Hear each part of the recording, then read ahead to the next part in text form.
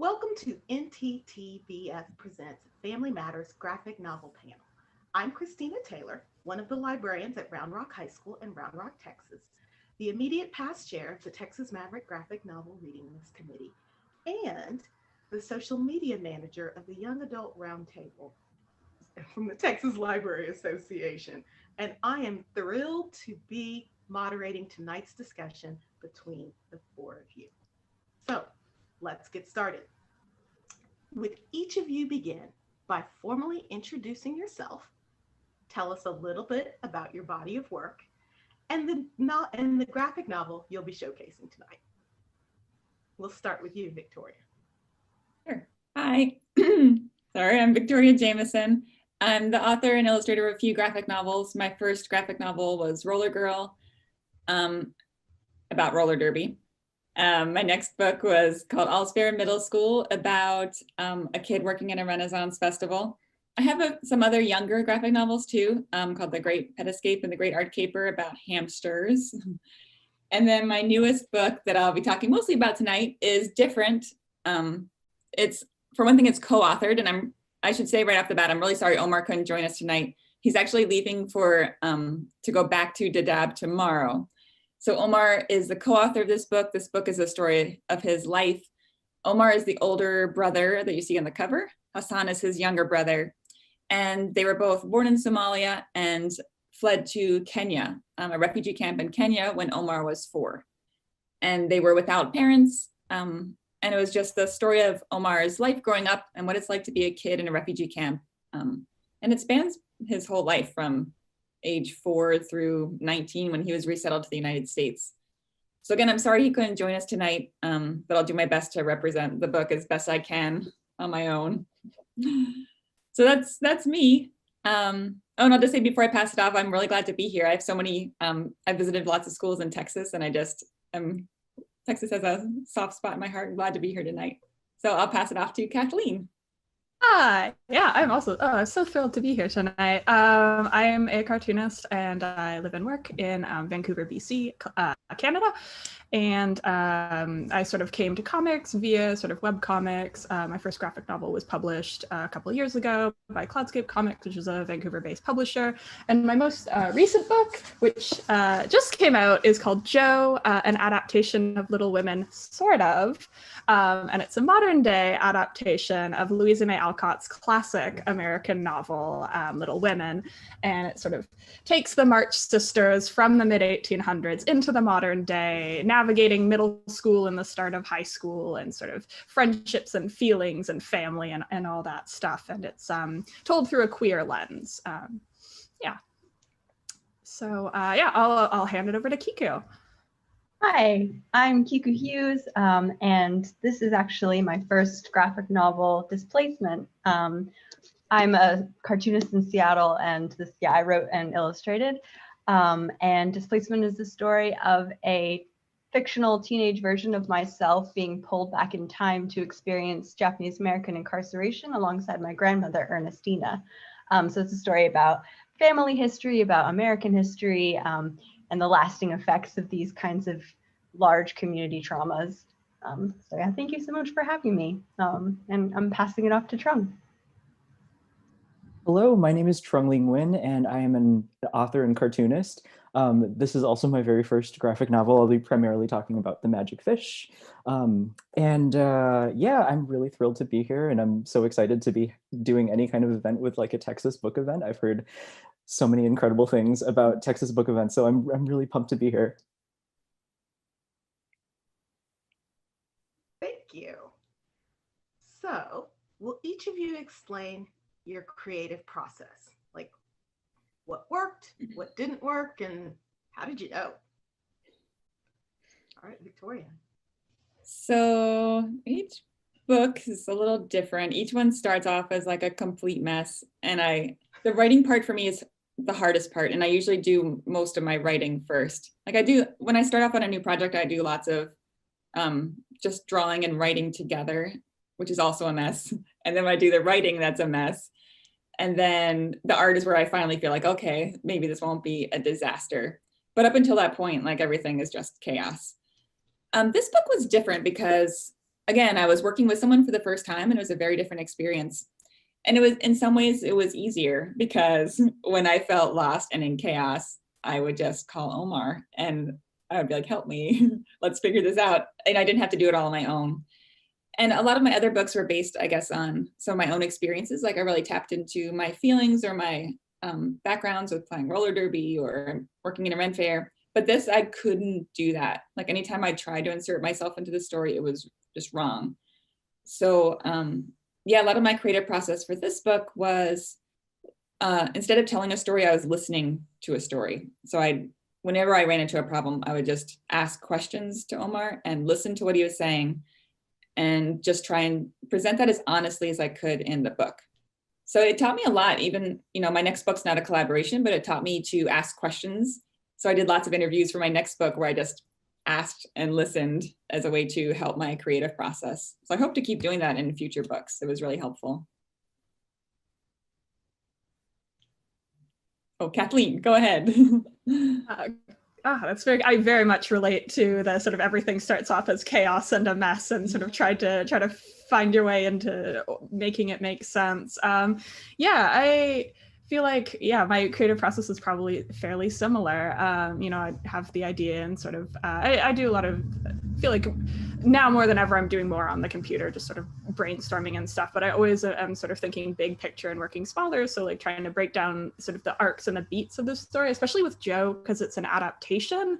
I love Little Women. It's like my favorite book of all time. So this was a dream project for me. I was looking at the original text, which is very long. It spans the sort of like adolescence and adulthood of these characters and being like, okay, this has to be a 250-page graphic novel, and I want it to feel like complete and rich and not like we're just zooming past things. So I tried to pull the main themes from the novel, which are sort of like finding your voice and finding your place of belonging, and learning to work with other people, and then trying to sort of transpose that to modern day. So I was really trying to figure out the main story beats and like pulling scenes from the book that felt like they could work somehow in modern day. And at the same time, I guess because I was, working with an editor at that point, doing a lot of character sketches, whereas I think in my own projects, I maybe do the character sketches a little bit later. I'm often starting with like the voice of the story in my head before moving into the art. And then from there,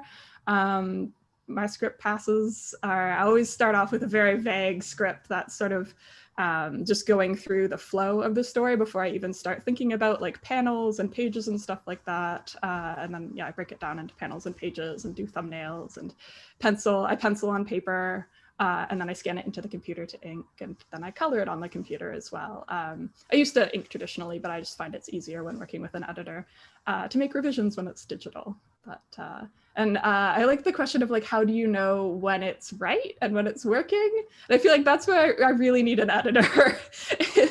I so appreciate getting to collaborate with someone where they can say either like, this isn't working, how can we make it work? Or like, you know what, this is good, because I always have that voice in the back of my mind where I'm like, is this right? I don't know. So it helps to have sort of that external validation. Yeah, and I'll pass it over to you, Kiku.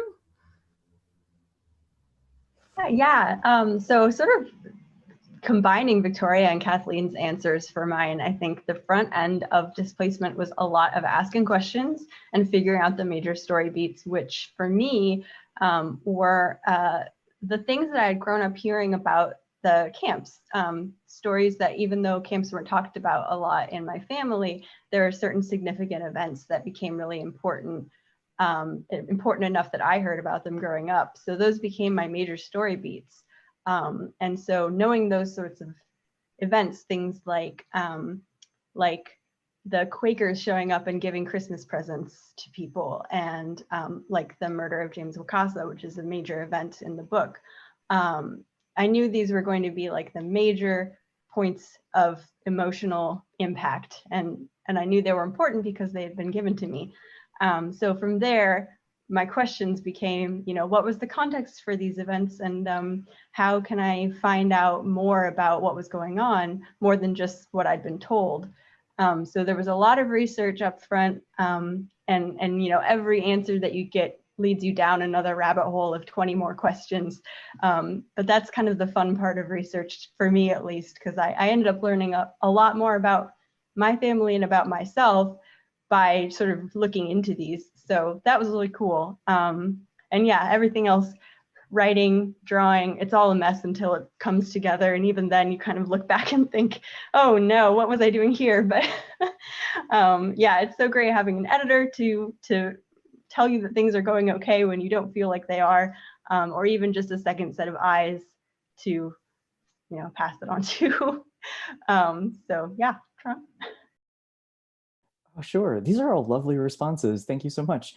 I realized that I completely forgot to tell you about the actual book. So The Magic Fish is about a young boy, Vietnamese American boy, and his mother, who were refugees, and they are kind of learning English alongside each other. And so he's much more versed in speaking English, and she speaks mostly Vietnamese. And so they are looking into going to the library and checking out a lot of books in order to find ways to communicate important things to each other.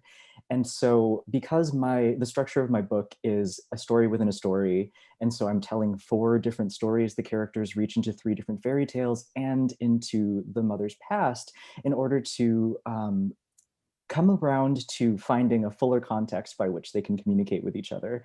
And so the bulk of my story was a lot of research, because I had to do a lot of really careful research into how we envision stories in our heads. It's a lot about, especially within graphic novels, you think about visual media not being something that is, especially research heavy. And I think we take visuals for granted. And so oftentimes I would have to go in and make sure that all of my iconography was looking exactly the way that it needed to, because the ways that we consume visual language is something that I wanted to explore within the book as well. And so I did a lot of research on why fairy tales look the way that they do within the American popular imagination, and what did Vietnamese people wear in the 1950s, and what did ballet houses look like in the 1980s. And I got to just do a lot of really intentional searching and researching for all of the kind of specific details that I wanted the reader to be able to pick up on.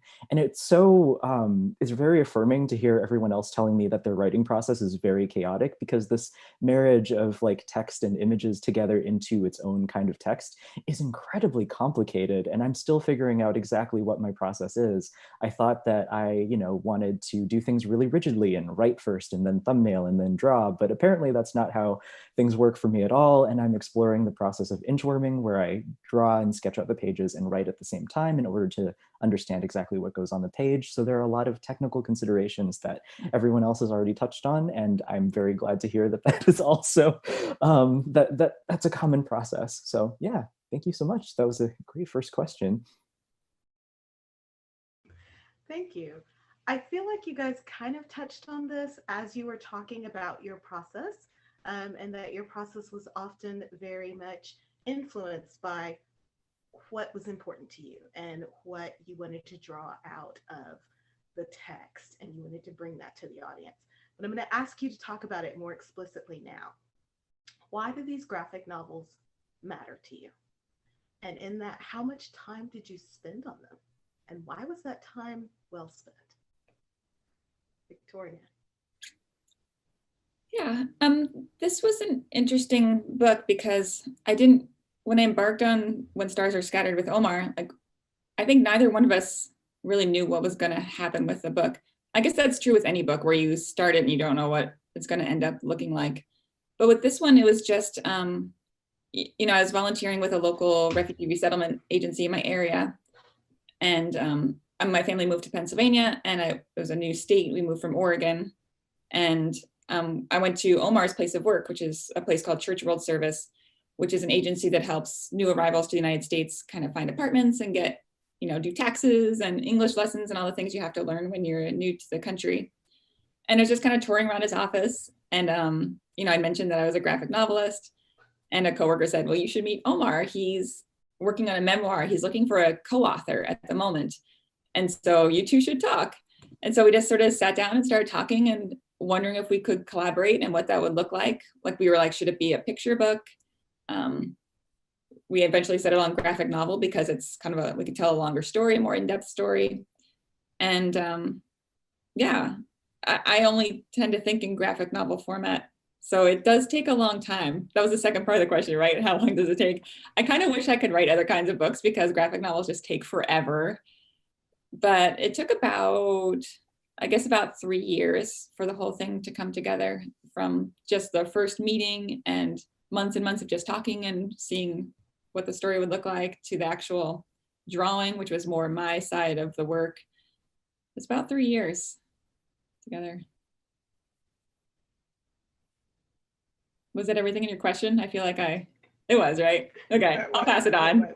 Oh, wait, I did. There was one other part. It's okay. Why was that time well spent? Why was that time well spent? Well, I wanted to tell, first of all, I only really think in graphic novel form, but it seemed to make sense for this book because, it's talking about a kid's life in a refugee camp. And so like you can see on the cover, the tents that Omar and Hassan lived in. And so as an American who's never been to a refugee camp, when I picture a tent, I picture like the one I bought at a camping goods store that I never use. Like, I don't like camping, but I didn't picture tents like this, where it was actually made from tree branches that are bent in and have tarps over them. So yeah, it seemed like it's time well spent, because I think graphic novels are a really inviting format for kids, because you can step into another kid's world and see, oh, this is what their house looks like. This is what their school looks like. It just makes it more welcoming and warm, as if you really know the kids in a graphic novel. That's how I felt about all the characters in all your graphic novels. Like, it's just a welcoming kind of format, in my opinion. So yeah, that's it. On to you, Kathleen. I so relate to like graphic novels and comics being like the only way that you think, or just in an innate way to communicate, because for me it's very similar. I've been drawing comics since before I knew what comics were, really. It just sort of made sense as a way to communicate. And I'm trying to think, Joe was actually an idea that I had years and years ago. I think it sort of first had this idea, like I was 17, I'd moved on my own, like across the country. I grew up in Toronto, moved to Vancouver. And I love Little Women. And I was rereading it for the like 1,000,000th time. And I was like, oh, it would be really fun to like do a comic, but like bring it into modern day. But I don't know how to do that. So that idea went on the shelf for quite some time. And then back in 2017, I think, middle of 2017, one of my acquaintances on Twitter, my friend Kayla Miller, she tweeted, like, does anyone I know like Little Women? And I was like, oh my God, that's my favorite book. Like, yes, I love it. And she DM'd me and was like, oh, my agent is interested in pitching a modern day Little Women graphic novel. Like, I don't want to do it. Would you be interested? Can I put your name forward? And I was like, oh yeah, yes, please. So then I connected with her agent, who became my agent. And we started sort of working on a pitch together. And we were pitching that fall winter of 2017, and then sort of wound up, things worked out with HarperCollins in early 2018, and I got started on the book pretty immediately. So I think it was about 2 years from starting writing the script to finishing the final art, because I think I finished that earlier this year, but also this year has felt like an infinity of time. So it really could have been any time. I don't know. But yeah, so I think it was about 2 years for me. But I also know that I like tend to work at a fairly fast pace. Just naturally, that's my rhythm as an artist. But why was the time well spent is a really interesting question. Because I do like to think it was well spent. I'm quite proud of the book. And I, for me, comics in many ways are a way of like in processing my own thoughts and feelings and like putting them out into the world, whether I'm, doing a fictional story or doing something more autobiographical. And yeah, it was a project I always wanted to do. There's such like a theme of love and caring in the original work, and like finding ways to show the people around you that you love them and stuff like that. So that's just a really nice theme to work with. So I don't know, I guess for me, yeah, of course it was very, very worthwhile, and I hope people enjoy reading it. Yeah, I think I answered everything in that question. Did I? I don't know. All right, over to you, Kiku. Okay. Yeah, I'm actually going to start with the time period, or how long it took, because I think that's a big part of it. I definitely had something like the very beginnings of this book, I think, have been with me my entire life, which is thinking about the consequences, the long-term consequences of something like Japanese American incarceration. To me personally, that meant questioning this sort of distance I felt from Japanese American culture and from, I don't speak Japanese. We don't do a lot of Japanese things in my household. And I had grown up with that sort of knowledge and question about why that was. So it came to a head when I was researching this book and realizing, oh, this is why. So I think even though that question sort of formed the foundation of why I wanted to tell the book as an intergenerational story, the book itself really came together in 2016 during the election. So I have that as sort of a concrete marker of it took almost 4 years, because it's when I sort of started thinking about it as an actual book. So yeah, it took a long time. And comics do take a very long time. And in terms of sort of what it means to me and why a graphic novel and the importance of comics, one thing that I found that was really cool when I was doing my research was one of my most important assets was a book by an author named Mine Ukubo, who made a book called Citizen 13660, which was an illustrated diary that she made while she was in the camps. It's Tamparan Assembly Center and Topaz Relocation Camp, which were the same ones that my grandmother was in. And she was drawing what she experienced every day, and she actually published all her drawings, all her diary entries, I think in 1946, something very, very soon after the camps closed, she had this published. It was one of the first documentations, like first person documentations of camp. And it was an illustrated diary for all intents and purposes. It was a comic. So it sort of cemented the history of telling this story as a visual narrative, which was very cool and sort of made me feel like comics was a really good genre, I guess, or format to put this story out into. And so, yeah, on a personal level, it was time well spent because I feel like I learned a lot about myself. And in researching, I was also able to share a lot about my family with my mom, which was very cool, things that she didn't know about her own family. And we had those kinds of conversations that we hadn't had before. So it really opened that up, which was very cool personally. On a more universal level, I guess, I really hoped that it was worthwhile in showing the lasting effects of, current policies of things that you see now being done to, marginalized communities, and knowing that violence is never just perpetrated once. It is a repeated thing through the generations. And I think that's something that needs to be talked about a lot more. And yeah, so I hope the book at least can make that an accessible lesson to kids. Trung? I'm going to start with, so my graphic novel took me about 1.5 years-ish, almost 2 years, which I'm now understanding is kind of quick because everyone is spending a huge chunk of their lives on their books. I was very, very expedient about it. It was really the only thing that I had to work on. And so I got to focus all of my energy on it, which, really, really helped that process along. And I think that, like, graphic novels and comic books in general are so important to me as a reader because they were the first books that I felt were very accessible as someone who learned English second. And I really treasure every experience that I've ever had cracking open a book and being drawn in by the visuals first. And I oftentimes like to interrogate the relationships that comic books have with illustrated books. Like, I think a lot of times most readers, and myself for a long time included, kind of conflate picture books, images within a book with easy reading and with materials that are kind of fluffy and not very deep, kind of shallow reading.